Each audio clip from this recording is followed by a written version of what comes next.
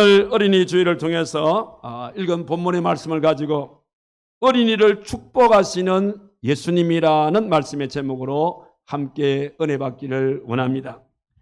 어린이는 우리의 가정에서나 우리의 사회에서나 우리의 교회에서 이 어린이는 우리들의 장래이고 우리들의 꿈이라고 볼 수가 있습니다. 그래서 미국에서는 1883년도 6월 둘째 주일을 그들은 어린이 주일로 그렇게 제정을 했습니다. 우리나라에서는 1922년도에 우리 어린이들에게 민족 정신을 고취시키기 위해서 우리가 잘 아는 소파 방정환 선생님을 일세해서 그 당시에 어린이들을 위해서 활동했던 색동회라는 것이 있어요.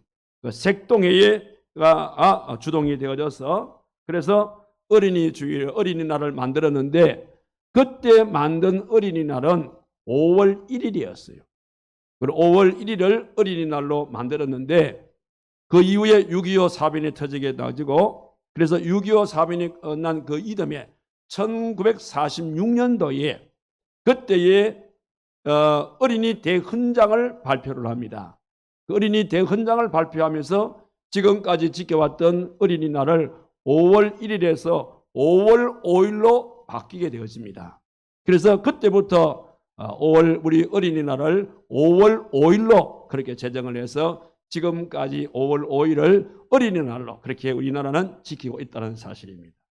그런데 우리보다 훨씬 더 오랜 옛날에 어린이들에 대해서 특별한 관심을 기울였던 한 분이 계십니다. 그분이 누구냐면 오늘 본문성에 나오는 우리 예수님이십니다. 우리 예수님께서는 2000년 전에 그 당시만 하더라도 그 시대는 어린이들의 인권이란 것이 무시됐던 그런 시대입니다. 아이에게 무슨 인권이 있느냐 그런 시대였습니다.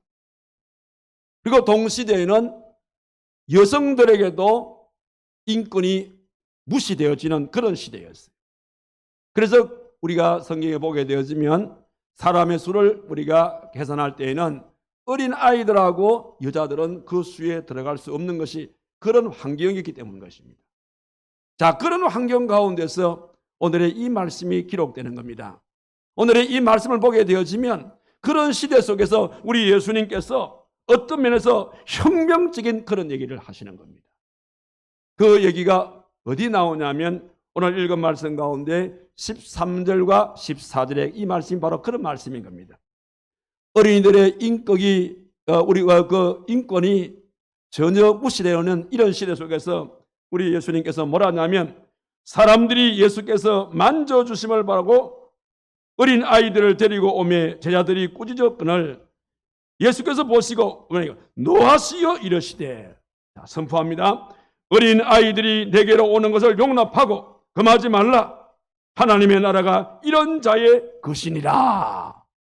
이런 참 깜짝 놀랄 그 시대의 사람들은 이 말은 이해가 되지 않는 이런 말씀을 하시게 되었습니다. 왜 이 말씀을 하시게 되냐면 그때 이 말씀 그대로입니다. 많은 이 부모들이 예수님께서 이 지역에 오신다는 얘기를 듣고 우리 부모들이 자기의 어린 아이를 데리고 오는 겁니다. 그 당시는 어린 아이들이 그런 자리에 오지 못하는 자리인데도 불구하고 우리 부모님들이 예수님께서 이 지역을 지나가신다 그러니까 자기 아이들에게 예수님을 예수님께 보여서 그 예수님으로부터 축복을 받기를 원했던 것입니다. 그래서 많은 부모들이 어린 아이들을 데리고 오는 겁니다. 그러니까 그 장면을 지켜본 이 예수님의 제자들이 아이를 데리고 오는 그 부모들을 아주 음하게 꾸짖게 되는 것입니다. 꾸짖는 이 장면을 지켜보고 있던 우리 예수님께서 오히려 그 부모를 꾸짖고 있는 이 제자들을 오늘 14절에 기록된 것처럼 그 장면을 보시고 예수님께서 노하시오. 여기 노하였다는 이 말씀이 그냥 우리가 일반적으로 이게 잘 여러분들 이해가 안 될 겁니다. 여기에 이 노한다는 것은 아주 경노하셨다. 아주 경노하시면서 예수님께서는 꾸짖고 있는 제자들을 오히려 꾸짖는 이런 내용들을 오늘 본문에서 살펴볼 수가 있습니다. 우리는 이 한 장면을 통해서 두 가지의 의문을 우리가 생각할 수가 있어요. 그 첫 번째는 의문은 뭐냐면, 왜 예수님의 제자들은 이렇게 예수님의 중심을 알지 못하고 아이들을 데리고 오는 그 부모들을 이렇게 심하게 꾸짖었을까?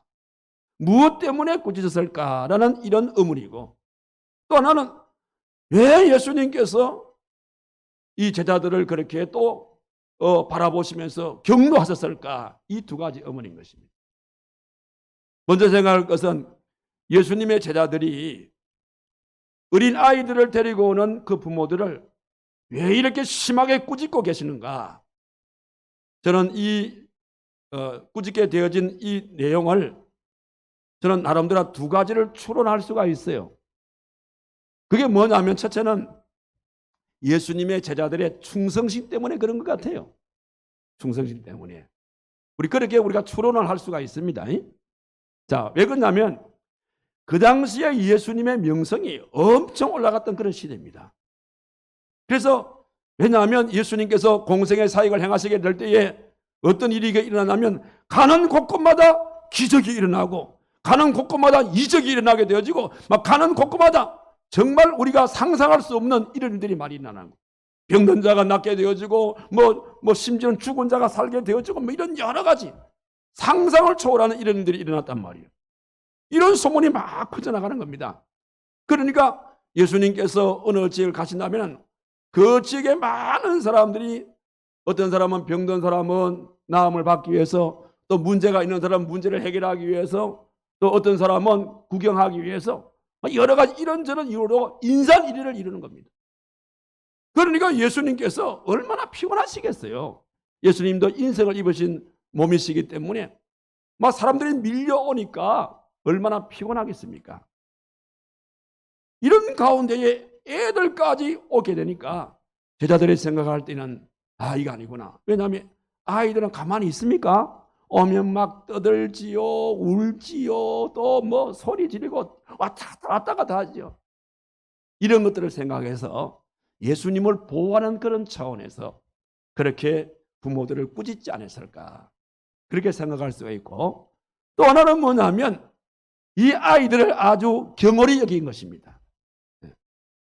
아직 그들의 인권이 말살되어진 그런 시대에 정말 그들이 볼 때에는 아주 귀찮은 존재처럼 보인 것입니다. 이런 아이들이 여기 왜 왔나? 그런 차원에서 이 제자들이 부모를 꾸짖지 않았을까, 우리 그렇게 생각할 수가 있습니다. 자, 여기 반해서 이런 상황에서 우리 예수님은 왜 이렇게 노하셨을까? 자, 이 내용은 우리가 여기 14절 하반절의 말씀 보면은 우리 예수님께서 노한 그 이유가 거기 설명이 되어 있습니다. 뭐라고 하냐면 하나님의 나라가 이런 자들의 것이라. 너희들은 오는 이 아이들을 이렇게 막아버리는데 아니야. 하나님의 나라는 이 어린아이 같은 자들은 이런 아이들일 거야. 하늘나라의 주인공은 어린아이야. 이렇게 음하게 우리 예수님께서 말씀하시면서, 그러면서 왜 하나님 나라의 주인공 되는 이 아이들을 너희들이 왜 오지만 이렇게 막느냐? 그러면서 조금 더 부연 설명을 15절에서 하고 계시죠. 뭐랍니까? 내가 진실로 너희에게 이르노니 누구든지 하나님의 나라를 어린아이와 같이 받아들이지 않는 자는 결단코 그곳에 들어가지 못한다. 그렇게 부연 설명을, 하나님 나라의 주인공이 어린아이라고 말하면서 이 부연 설명을 15절에서 이렇게 하신 겁니다. 자, 그럼 여러분들이 하나님의 나라는 어린아이들만 들어가는 곳이냐 그러면? 우리가 이렇게 잘못하면 이렇게 오해할 수가 있어요. 그런데 이 의미는 어린아이들만이 하나님의 나라에 들어간다는 그런 의미로서 주님께서 하신 말씀이 아니에요. 지금 이 말씀의 중심은 뭐냐면 어린아이가 갖고 있는 성품을 말하는 겁니다. 우리가 진정으로 하나님의 나라에 들어가려고 그러면 어린아이가 가지고 있는 그 성품을, 가질 때에 우리가 천국에 들어간다. 이것을 주님이 강조하고 계시는 그런 말씀인 겁니다. 자, 그러면 주님께서 말씀하시는 이 어린아이의 이 성품, 일반적으로 어린아이는 어떤 성품의 소유자입니까? 제가 볼 때에는 우리 일반 우리 어린아이들, 이 아이들의 성품은 크게 네 가지를 우리가 그들의 성품을 생각할 수가 있어요. 우리 어른들이 갖지 못하는 네 가지의 성품이 어린아이에게 있다 이 말입니다. 그 네 가지 성품 중에 첫 번째가 뭐냐면 우리 어린아이들은 겸손합니다. 겸손해요. 어른들은 어떻습니까? 어른들은 내가 상대보다 뭔가 가진 것도 많고 내 머리에 든 것이 많게 되어지면 은근히 내가 이런 사람입니다 라는 것을 내세우려고 하는 이런 사람의 이런 마음이 있어요. 그러다 보니까 사람이 겸손하지를 못해요. 목에 자꾸 힘이 들어가는 겁니다. 그런데 이 어린아이들은 그렇게 할 줄을 몰라요. 어린아이들은 그냥 자기 자신을 낮춥니다. 그리고 어린아이들은 수줍음을 많이 타고 어린아이들은 부끄러움을 많이 타요. 그리고 어린아이들은 선생님이 가르친 대로 그대로 요령을 필요로 하지 않습니다. 그걸 그대로 순종하려는 이런 특성을 가진 분이 어린아이의 바로 품성이 하나입니다. 그런 차원에 볼 때에 천국이라는 것은 이런 어린아이처럼 이런 겸손의 마음을 갖지 아니하고는 천국에 못 들어간다. 그런 의미의 말씀입니다. 그 다음에 또 하나의 어린아이의 이 성품 중에 하나의 특징은 뭐냐면 어린아이들은 신뢰감을 가지고 살아가는 아이들입니다. 이 아이들은 특별히 부모에 대한 신뢰감이 있습니다. 그래서 여러분들 보세요. 우리 아이들이 학교 갔다가 집에 왔을 때에 제일 먼저 부르는 사람이 누굽니까? 일반적으로 엄마 하고 불러요. 왜 엄마를 부를까요? 아빠 부르지 않고 오빠야 아니면 형님아 이렇게 부르지 않고 왜 엄마를 유독히 부를까요? 지금 이 아이는 우리 가정에서 내가 제일 신뢰할 수 있는 사람은 이런 그냥 자연스러운 겁니다. 여기에 신뢰한다는 것은 뭐냐면 내를 제일 사랑하고 내를 잘 보살펴주고 내를 가장 아껴준다고 이 아이는 아직끼는 사람은 우리 엄마다. 이 아이는 그렇게 생각하기 때문에 그래서 학교 갔다가 집에 와가지고 제일 먼저 부르는 사람이 바로 자기가 제일 신뢰하는 자기 엄마를 부르게 된다. 이 신뢰감을 주님께서는 심어주기 위한 겁니다. 진정으로 하나님 나라의 주인공이 누구냐? 이 어린아이처럼 이런 신뢰감을 오직 하나님만 의지할 수 있는 하나님의 사랑을 깨닫고 하나님의 보살핌을 받게 되어지고 모든 것이 우리의 삶이 하나님에게 초점을 맞춰지는 이런 신뢰감을 가진 자가 하나님 나라의 주인공이 될 수 있다. 이걸 교육하고 싶은 거예요. 그 다음에 또 하나는 뭐냐면 이 어린아이들은 순수합니다. 순수하면서도 이 아이들은 단순합니다. 얼마나 이 아이들이 단순한지 보세요. 이 순수함과 단순함이 어른들과 차이점입니다. 어른들은요, 요령도 피우려고 그러고 순수하지를 못해요. 어떤 얘기를 하면 단순하지를 못해요. 웬 이유가 그리 많은지. 웬 또 질문이 그리 많은지. 그래서 보세요. 여기 동화책이 한 권 있다. 가정합시다. 어른들이 동화책을 읽을 때에 느끼는 감정하고 아이들이 동화책을 읽을 때 느끼는 감정하고 같아요? 달라요? 동화책은 어떤 책입니까? 실제 책입니까? 하나의 가상적인 어떤 그런 얘기책입니까? 얘기책이죠. 그 어른이 동화책을 봅니다. 이거 거짓말이다. 이거 이렇게 하면 되지. 이게 왜 해야 돼? 이게 왜 이렇게 나와? 다 거짓말이야. 어른들이 동화책을 읽을 때는 다 거짓말이다. 왜? 지어낸 얘기니까 그렇죠. 그죠? 현실 감각이 없는 얘기가 동화책 아닙니까? 그런데 어린아이들은 어떻게 봅니까? 단순합니다. 동화책에 나와서 어떤 슬픈 얘기가 기록되어 있으면 자기도 모르게 눈에 눈물이 나와요. 또 기쁜 일이 있으면 동화책 읽으면서 웃기도 하고 좋아하기도 하고. 이게 어린아이 마음이잖아요. 무엇에서 묻어나오는 거지요? 어린아이는 단순한 거예요. 이것저것 따지지 않아요.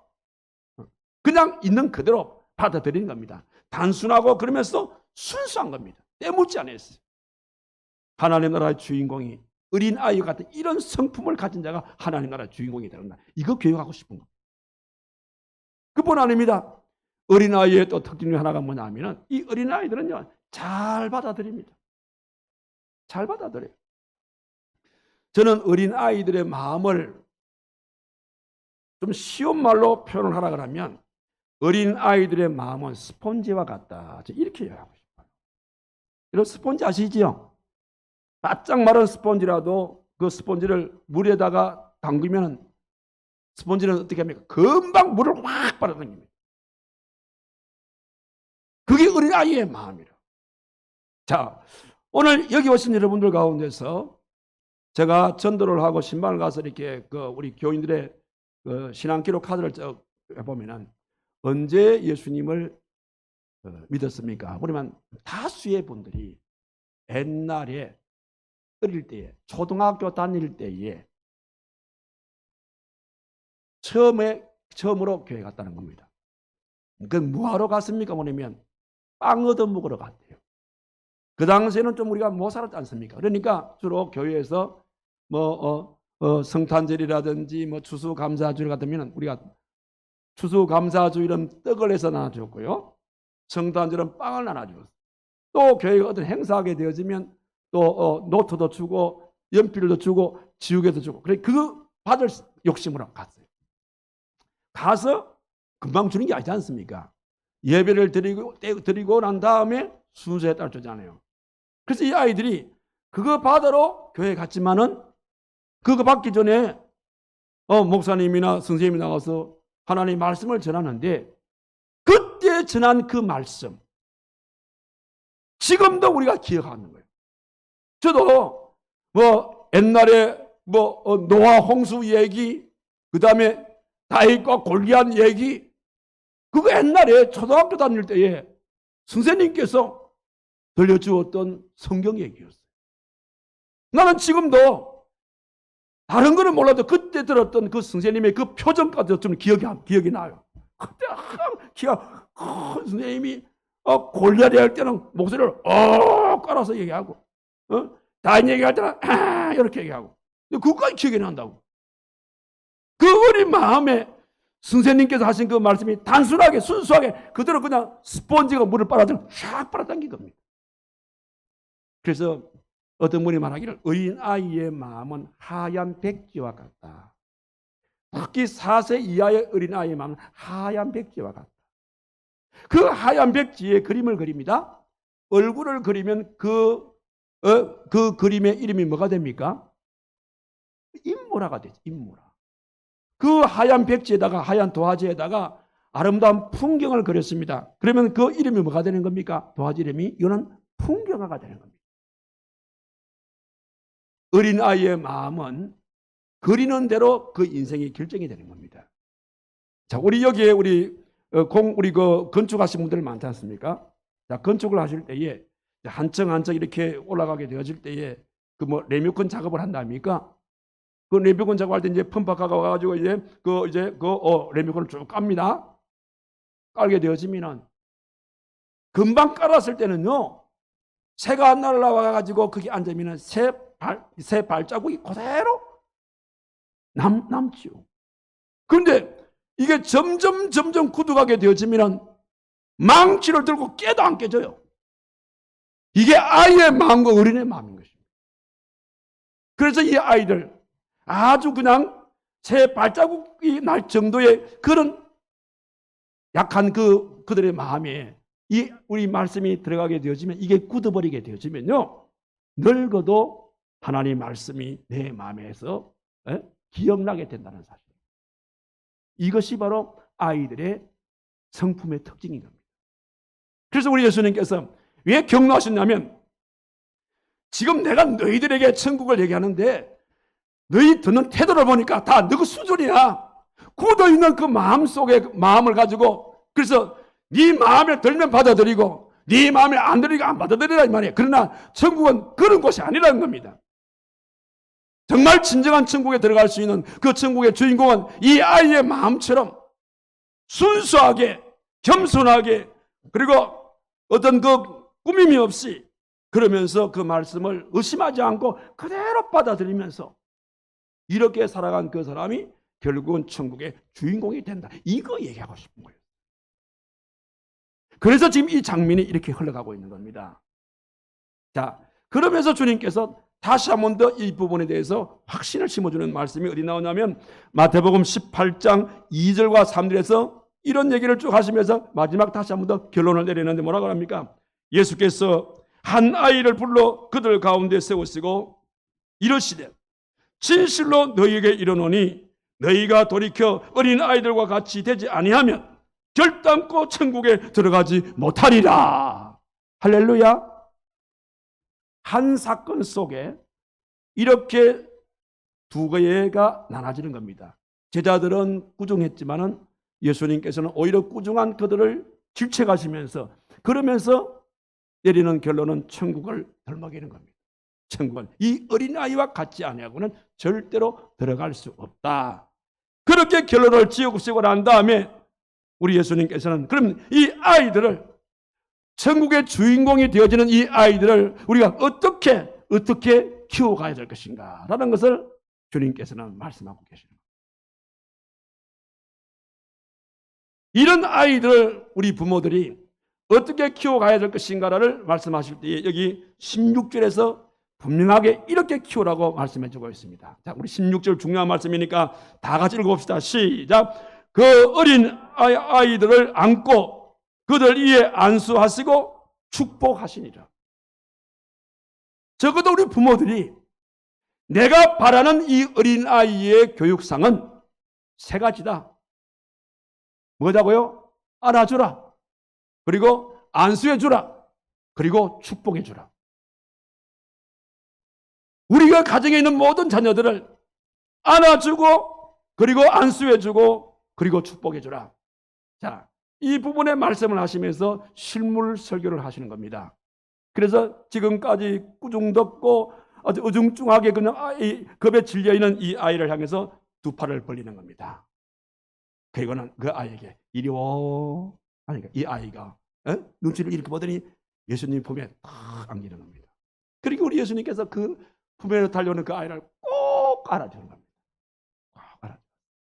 여러분, 여기에 안아주었다는 말이 있지 않습니까? 이 안아주었다는 것은 단순한 그런 행동이 아니라 두 손을 벌려가지고 자기 가슴팍으로 뛰어들어오고 있는 그 아이를 꼭 안아줬다 이 말이에요. 꼭 안아줬다. 여러분, 우리가 두 손을 벌려서 상대를 가슴에 품다는 것은 곧 무엇을 의미합니까? 내 가슴으로 달려오는 그 아이를 사랑하는 마음이 있다는 말입니까? 없다는 말입니까? 사랑하는 마음이 없으면 두 팔이 안 벌어집니다. 해보시라고. 상대가 미운데 니한테 달려온다고 두 팔이 벌어집니까? 딱 돌려버리지. 그런데 상대를 내가 너무너무 사랑하게 되어지면 그 상대가, 내가 사랑하는 상대가 내 품으로 달려오게 될 때는 두 손을 더 벌려가지고 내 품에 꼭 안아주지 않습니까? 예수님께서 아이를 안아줬다는 것은 그 아이를 사랑하는 그 마음으로 꼭 안아줬다 이런 뜻인 것입니다. 자, 그렇다면 여러분, 이 세상에서 가장 안정적이고 안전하고 가장 따뜻한 품은 누구의 품이라고 생각합니까? 가장 안전되고 가장 안전하고 가장 따뜻한 품은 누구의 품이라고 생각합니까? 자, 여러분들이 볼 때에 이 말씀을 통해서 볼 때에 누구의 품 같아요? 바로 그 품은 예수님의 품이죠. 가장 안전하고 가장 따뜻한 품은 뭐니 해도 예수님 품을 따라올 품이 없어요. 그러니까 우리 예수님께서 그 사랑하는 부모들에게 너희가 자녀를 키우게 될 때에 자녀가 주님의 품 안에 안길 수 있도록 키우라 이 말이에요. 내가 너희의 품을 준 것은 뭐냐면 이 아이가 예수님 품으로 달려올 수 있도록 예수님 품은 어떤 품이냐는 것을 먼저 너희 품을 통해서 예수님 품은 그 이상의 품이라는 것을 한번 보여주라 이런 뜻인 것입니다.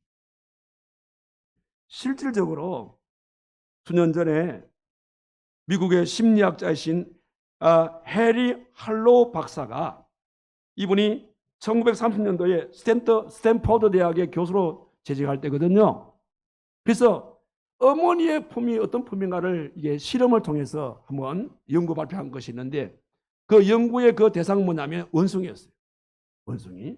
그래서 어린 새끼 원숭이를 앞에 두고, 그 다음에 이 교수님이 어미 원숭이를 두 종류를 만들었어요.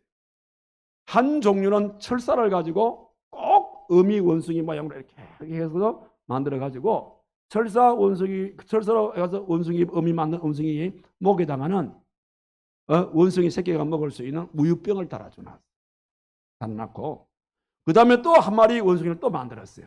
그 원숭이는 헝겊을 가지고 원숭이를 만들었어요. 헝겊을 가지고 원숭이를 만들었는데, 그 헝겊으로 만든 원숭이 목에는 아무것도 안 달아놨어요. 먹을 걸 갖다가 그냥 전혀 없는 겁니다. 자, 이 두 마리 원숭이를 어미를 만들어 놓고 새끼 원숭이를 그 안으로 집어넣어 봤어요. 그럼 이 새끼 원숭이는 두 마리 이 모형의 이 어미 원숭이 어느 원숭이 쪽으로 이 새끼 원숭이가 갔을 것 같아요?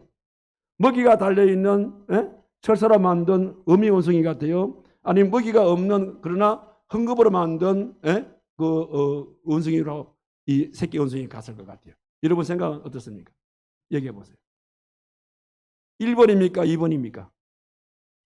철사 쪽으로 갔겠습니까? 헝겊 쪽으로 갔겠습니까?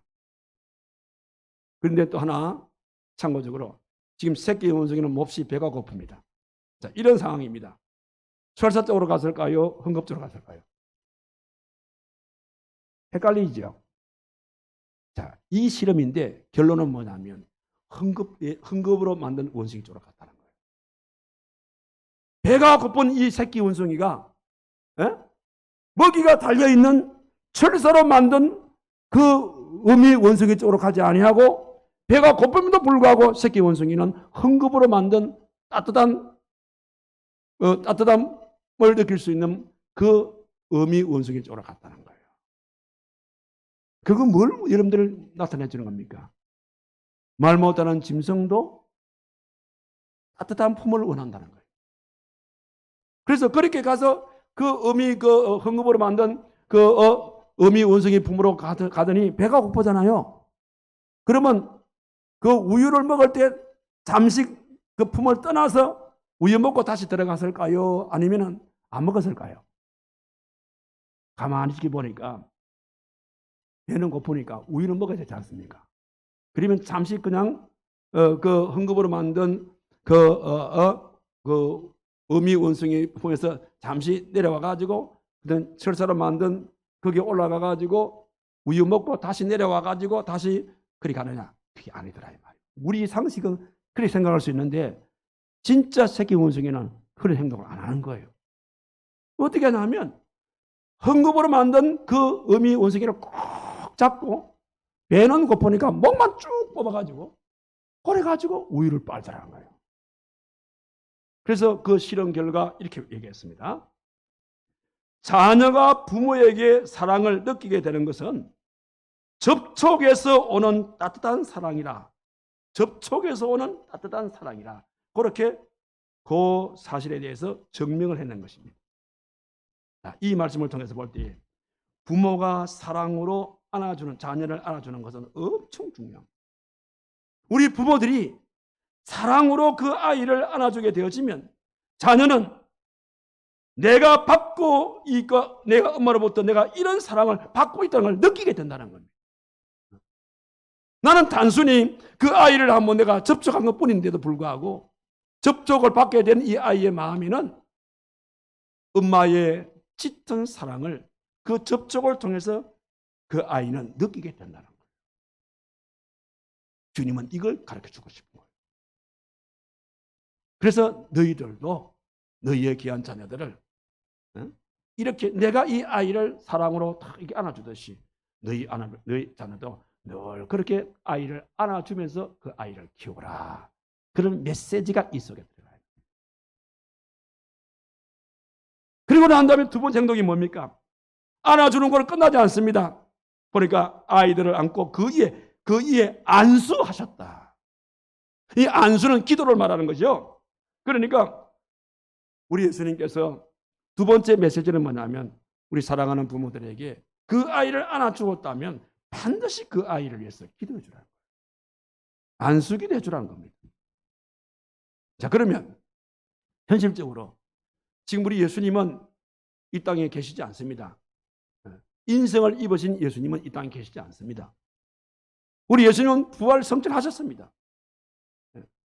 그러면 이건 끊어지게 되겠네요. 이 안수 부분은 예수님이 부활 성천했기 때문에 이거는 이 부분은 이제 삭제를 해야겠네요. 아닙니다. 우리 예수님께서 부활 성천하시고 하시기 직전에 그 안수의 모든 특권을 누구에게 일임하고 가시냐면 먼저는 주의 종들에게 이 일을 위임해 주시고 가신 거예요. 그래서 주의 종들은요, 어린 아이들을 안고 그리고 그 아이의 머리에 손을 얹고 이렇게 안수기를 해주시는 것은 주님께서 두 번째 행하신 이 일 때문에 그렇습니다. 그런데 감사하게도 이 특권을 주의 종들에게만 맡겼다면 참 힘들 것 같은데 감사하게도 이 안수의 특권을 주의 종에게만 맡긴 것이 아니라 우리 가정의 부모들에게도 이 귀한 특권을 맡겨주고 다녔어요. 그래서 아이를 품에 안고 그 아이의 머리에다가 손을 얹고 이렇게 안수 기도를 하는 이것은 목사님에게만 국한된 것이 아니라 오늘 우리 주님께서 우리 가정의 부모들에게도 가정의 그 자녀들을 위해서 그렇게 할 수 있는 특권을 주셨다 이 말이에요. 그러니까 여러분들은 이 부분을 많이 활용을 하십시오. 어디 그런 말씀이 나오죠? 창세기 48장을 보십시오.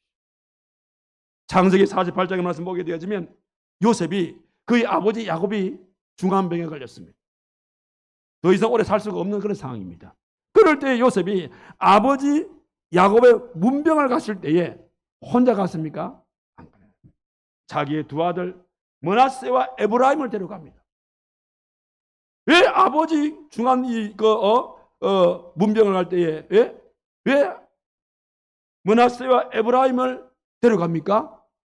바로 그것은 그의 아버지로부터 이 아이들에게 바로 축복의 안수 기도를 받게 하기 위해서 그래서 간 거예요.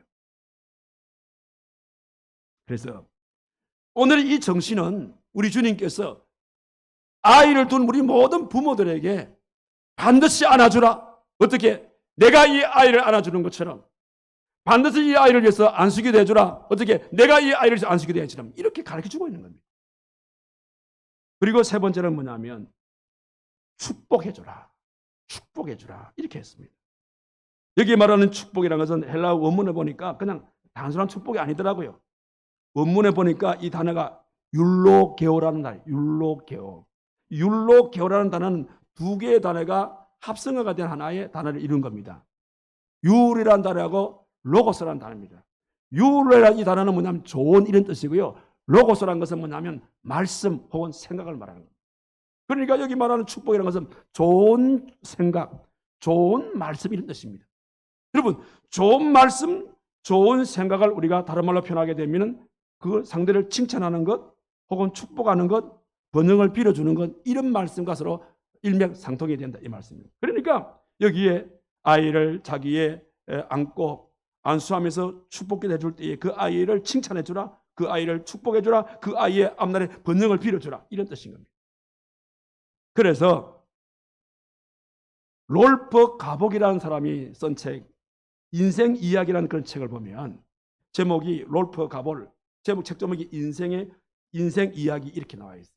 그 인생 이야기 보면은 이분이 강조점이 뭐냐면 아이를 위해서 하루에 한 번씩 반드시 자녀를 축복하라. 이분이 강조하는 것이 롤프 가복이라는 사람이 강조하는 것이 하루에 아이들을 위해서 한 번씩 반드시 축복해 주라. 이 축복이 하나님께서 우리 부모에게 명하신 그런 축복의 메시지다. 그런 얘기하면서 자녀를 위해서 늘 축복해 줘. 그래서 우리 모두는 자녀를 둔 우리 모든 부모들은 이 맥락에서 우리가 자녀를 바라볼 때 주님처럼 우리 자녀를 안아주고 사랑으로 안아주고 그리고 그 아이의 머리에 손을 얹고 안수기도 해주고 그러면서 그 아이의 앞날을 축복해 주라 이 말입니다. 이게 주님께서 아이를 향한 아름다운 메시지인 것입니다. 자, 그렇다면 주님이 이런 것을 우리에게 오늘 보여주었다면 오늘 저와 여러분들은 우리의 가정의 자녀들에게 어떻게 해야 되느냐? 주님이 세 가지를 했으니 우리도 세 가지를 해봅시다. 자, 이런 약속이 보장이 되어 있다면 우리가 제일 먼저 할 일이 뭐냐? 자식을 둔 부모로서 제일 먼저 해야 할 일이 뭐냐면 이런 복이 보장이 되어 있는 것이 주님 앞에 나오는 자녀에게 이 복이 보장이 되어 있는 거예요. 우리의 가정의 자녀가 아무리 있다 하더라도 그 복을 받는 것은 주님 앞에 나올 때에 주님이 안아주는 것이고 주님이 안수해 주는 것이고 주님이 복을 빌어준다 이 말했습니다. 그럼 반대로 안 오는 자녀는 주님의 이런 복을 받을 수 없다는 것이죠. 그렇기 때문에 오늘 저와 여러분들이 부모든 우리들이 우리 아이들에게 제일 먼저 우리가 해야 할 일이 뭐냐? 그 아이들을 이 복을 받게 하기 위해서 그 아이들을 교회로 데리고 오는 겁니다. 어디 그런 말이 나옵니까? 13절 사람들이 예수께서 만져주심을 바라고 어린 아이들을 데리고 오잖아요. 많은 아이들 가운데서 지금 이 순간에 예수님에게 안겨지게 되어지고 안수받고 그 다음에 축복받은 것은 그 자리에 온 아이들밖에 없어요. 그 자리에 오지 않은 아이들이 한 게 아니에요. 부모들이 그 아이를 데리고 온 아이들, 그 데리고 온 아이들을 주님은 안아주시고 안수해 주시고 축복해 주었다는 이런 말씀이 되겠습니다. 그러면서 이게 만져주셨다. 만점은 고침을 말하는 것이고 만점은 축복을 말하는 겁니다. 여러분 성경을 보십시오. 성경을 보게 되어지면 우리 주님께서 많은 환자를 치료하실 때에 만져서 치료하십니다. 예를 들어 본다면 마태복음 20장 34절 말씀 보니까 맹인의 눈을 만져서 뜨게 하셨습니다. 마가복음 1장 41절 나은 자를 만짐으로써 고쳐주셨습니다. 마가복음 7장 33절 말씀 보니까 기먹고 말 듣없는 자 혀를 만져주심으로써 혀의 굳음이 풀리게 만들어 주었더라. 자, 이런 차원에서 볼 때에 아이들을 둔 우리 부모들은 어쨌든지 간에 이 복을 아이들이 받기로 한다면 그 아이들을 주일날 혼자 텔레 오지 말고 어떻게 해서라도 데리고 오십시오. 제가 오늘 2부 예배 그 얘기했는데 우리 교회 신숙자 집사님 계시죠? 그 신숙자 집사님에게는 세 자녀가 있어요. 시온이, 효원이, 시우. 딸 둘이, 아들 하나입니다. 그런데 이분이 시간이 아주 오래됐습니다. 이 아이들이 아주 어릴 때에 새벽 기도를 보면은 아이들이 끌다시피 이 아이를 데리고 와요. 끌다시피. 그래가지고 보니까 그 막내, 그 당시 어린 막내 시우는 울기도 하고 와가지고 그냥 엎드려 자. 그래도 신숙자 집사님은 아이를 꼭 그냥 세리를 데리고 나와요. 지금 여러분 가만히 보십시오. 신숙자 집사님 가만히 보면은 꼭 이 아이들 딱 끼고 예배를 드립니다. 오늘 이부에도 이 아이들 딱 끼고 예배를 드리는 거예요. 그런데 지난주 금요일 날 둘째 딸 시온이가 효원이가 경배와 찬양 시간에 감상금을 했어요. 제목이 뭔지 압니까? 하나님 성경 오독하게 해주신 거 감사합니다. 중학교 아이입니다. 여러분 신고의 성경 여러분들 오독하신 분 계시나요? 있겠죠. 효원이가 중학생임에도 불구하고 성경 오독을 마치고 감사하면서 뭐라고 적어놨냐면 내 나이 20살 되기 전에 식도가게 해주십시오. 기특하잖아요. 여러분 그것이 효원이가 어느 날 갑자기 생긴 마음이겠습니까? 아닌 거예요. 효원이의 마음이 물렁물렁할 때에 효원이의 마음이 굳어지지 아니할 때에 그때부터 이 신숙자 집사님은 이 귀한 진리를 알은 거예요. 그래서 억지로 끌고 오는 겁니다. 그리고 또 물렁물렁한 거기에 말씀의 발자국을 남기기 시작하는 거야. 말씀의 발자국을 남기니까 시간이 흐르면서 이게 굳어간단 말이야. 그래 굳었지만은 그 마음속에는 말씀의 발자국이 남아있지 않습니까?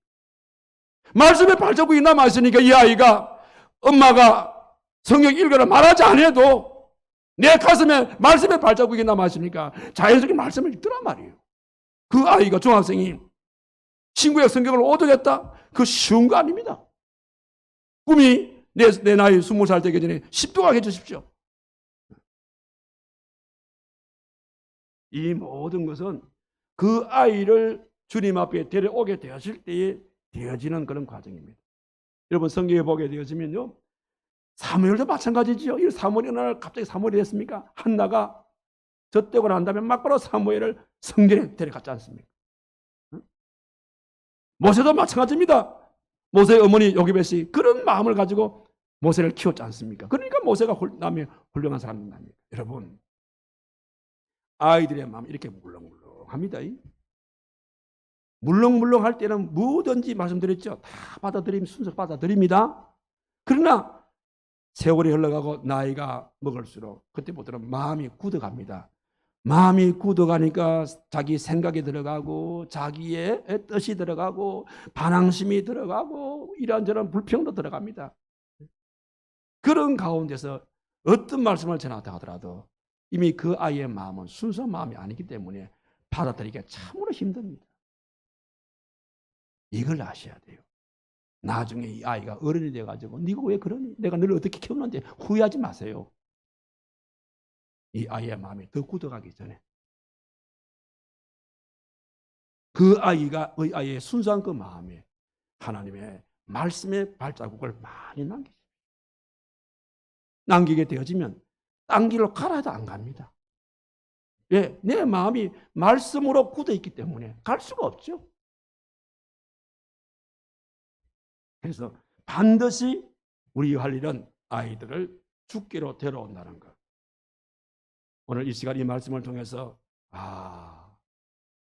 지금 이 시간 우리 아이는 텔레비 앞에 앉아있는,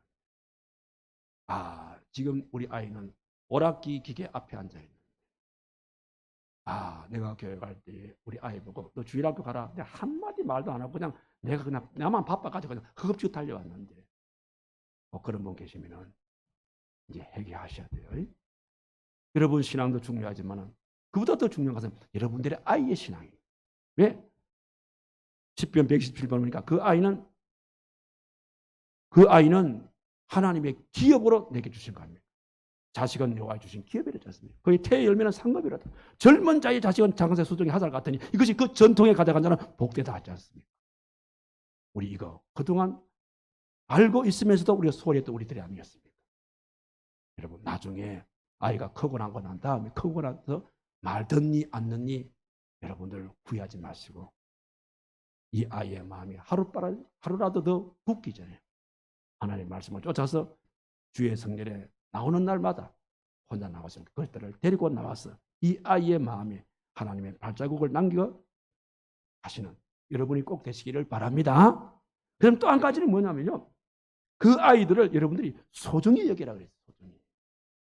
요즘 우리 부모들은 아이들을 소중히 여기는 마음이 없어요. 많은 부모들이요, 아이들을 통해서 대리 만족을 느끼는 부모들이 많아. 내가 못 배웠기 때문에 너는 배워야 된다.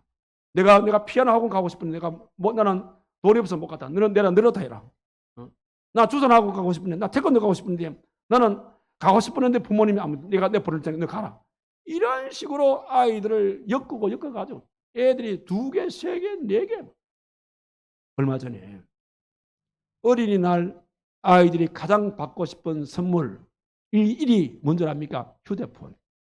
그런데 5위가 뭔지 아세요? 지금 우리 아이들 어린이날 가장 가장 받고 싶은 선물 5위 뭔지 아세요?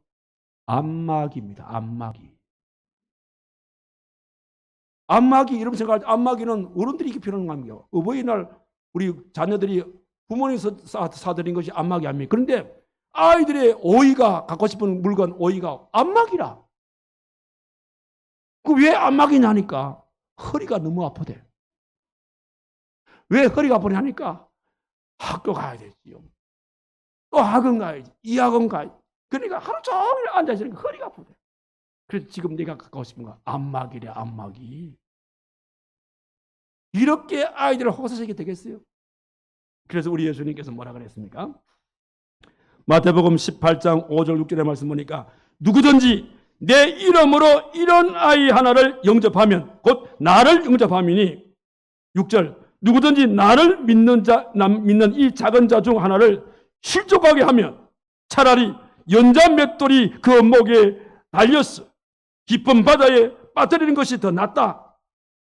내가 18장 10절 보니까 마태복음 삼가 이 작은 자 중에 하나도 없인 여기지 말라. 여러분 자녀 없인 여기지 않습니까? 내 인격이 소중하면 아이 인격도 소중한 거예요. 그래서 우리 부모 여러분들은 우리의 아이들을 소중하게 키우시기 바랍니다. 그리고 마지막 하나는 뭐냐면 예수님처럼 축복해 줘야 합니다. 축복해 줘야 한다. 히브리서 11장 20절에 보니까 믿음으로 이삭은 장차 있을 일에 대하여 보세요. 이삭은 야곱과 에서에게 축복합니다. 21절 또 야곱은 요셉에게 축복합니다. 요셉은 또 그 자녀들에게 축복합니다. 이렇게 그 축복이 자자손손이 계속해서 대물림을 해주는 겁니다. 왜 이렇게 합니까? 이게 주님의 명령이기 때문에. 그래서 우리 부모들은 이 어린이날을, 어린이 주일을 맞이해서 예수님이 하신 그대로 따라가면 됩니다. 제일 먼저 뭐라고요? 예수님은 안아주셨다, 안수해 주셨다, 축복해 주셨다. 이 복을 받기 위해서 우리 아이에게 이 복을 받게 하기 위해서 우리 할 일은 뭐라고요? 그런 복을 주시는 주님께 데려가야겠다. 데려가면서도 막 욱박거리지 마시고 그 아이의 인격을 소중하게 생각하자. 그러면서 예수님에게도 복을 받지만 그 복의 축복권을 내게도 줬으니까 이 아이가 교회에 와서 예수님의 축복을 받고 가정에서는 주님께서 내게 허락하신 나를 정 주시길 원하는 그 축복을 또 아이에게 부어주다 이 말입니다. 이게 오늘 이 말씀을 통해서 우리에게 주시는 주님의 귀한 신앙의 교훈입니다. 이제 말씀을 마치겠습니다. 요한 에슬레 목사님이 하나님의 말씀을 소개하고 마치겠습니다. 요한 에슬레 목사님께서 이런 말을 했어요. 우리가 하나님 앞에 섰을 때에 하나님께서는 우리에게 세 가지 질문을 하실 거다. 세 가지 질문. 그 질문이면 첫째 질문 뭐냐면 너는 시간을 어떻게 쓰다 왔니? 이거. 두 번째는 너는 재물을 어떻게 쓰다 왔니? 마지막 질문. 너는 자녀들을 어떻게 키워왔니? 이 세 가지를 요한 에슬레 목사님은 우리가 하나 앞에 서게 되어지면 하나님 이거 묻는데요. 자, 그렇다면 여러분들 여기에 뭐 시간하고 재물을 빼십니다. 마지막 하나님께서 여러분들에게 너는 자녀들을 어떻게 키워왔니? 이렇게 하나님 물으실 때 여러분들 어떻게 대답하실래요?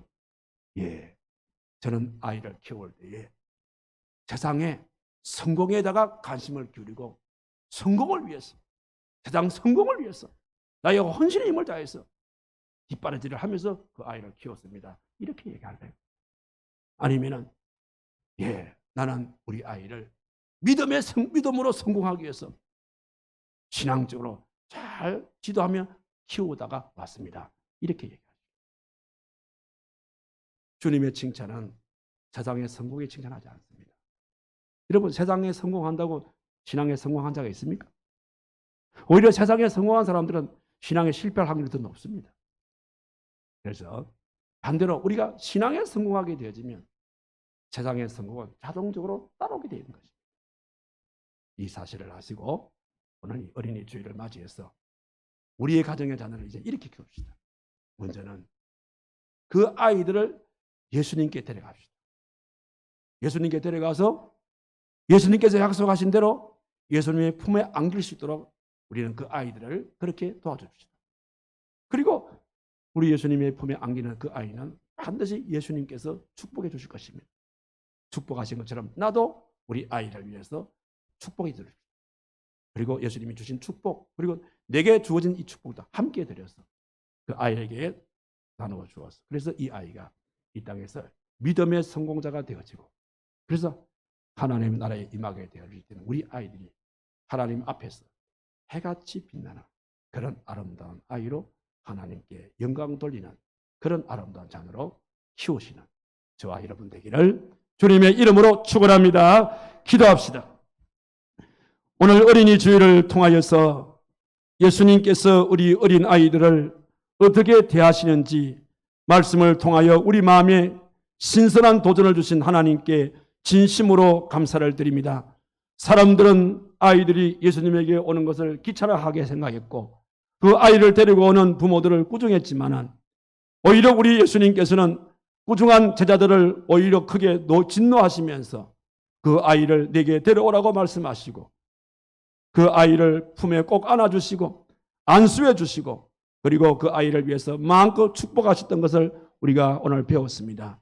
이 시청각 교육을 통해서 우리 사랑하는 우리들에게 너희들도 너희의 귀한 자녀를 이렇게 키울 것을 말씀하시면서 이 복을 받기 위해서 먼저 주님 앞에 그 아이들을 데려갈 것을 말씀해 주셨고 그리고 주의 품에 안기게 하고 그리고 안수하고 그리고 주의 주시는 축복을 이 아이가 받고 또 내게 또 허락하신 이 아름다운 축복권을 가정에서도 마음껏 자녀를 축복했어. 그래서 이 아이를 세상의 성공길로 가는 것이 아니라 믿음의 성공길로 인도해서 이 땅에서도 모든 이들에게 존경받고 하나님께 또 크게 영광 돌리고 그런 가운데에서 하나님의 나라에 임할 때에는 해같이 빛날 수 있는 그런 아름다운 모습으로 하나님께 서게 하게 하도록 만들어주고 그래서 하나님께는 영광이 되어지고 그의 삶 속에는 한없는 복 속에 하나님의 그 아름다움 속에 하나님의 자녀의 신분을 잘 감당하는 그런 속에 복되게 아름답게 키우는 우리 모든 부모들이 다 되도록 하나님께서 우리 모든 가정의 자녀들을 크게 축복하여 주시옵소서. 예수님의 이름으로 기도하옵나이다. 아멘.